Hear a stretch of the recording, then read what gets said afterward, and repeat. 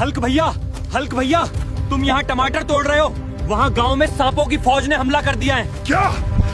अरे अच्छा खासा टमाटर तोड़ रहा था मैं, इन सांपों ने यहाँ डिस्टर्ब कर दिया। आज तो इनको कच्चा चबा जाऊंगा। अरे भागो रे गांव वालों, यहाँ तो सांपों के झुंड ने हमला कर दिया है। अरे ओ सांपों के बच्चों, तुम्हारी इतनी हिम्मत की मेरे गांव पे हमला करोगे?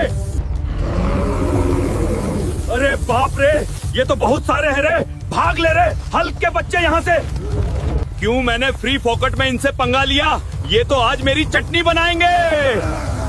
यार मैं कितना डरपोक हूँ, गांव वालों को मुसीबत में छोड़ के भाग आया। ऐसा नहीं हो सकता, मुझे इन सांपों का कुछ करना पड़ेगा। नेवला की, हमारे गांव में एक सांपों की फौज ने हमला कर दिया है। पूरा गांव तहस नहस कर दिया है। प्लीज कुछ करो नेवले जी। ठीक है हल्क, चलो मैं देखता हूँ उन्हें। आ रहा हूँ गांव वालों, मैं इन सांपों की ऐसी तैसी करने आ रहा हूँ मैं। आ जाओ सालो। अब क्यों भाग रहे हो? मैं तुम्हारे बाप को ले आया हूँ। बहुत बहुत धन्यवाद आपका नेवला जी, आपने हमारे गांव को सांपों से मुक्त कर दिया।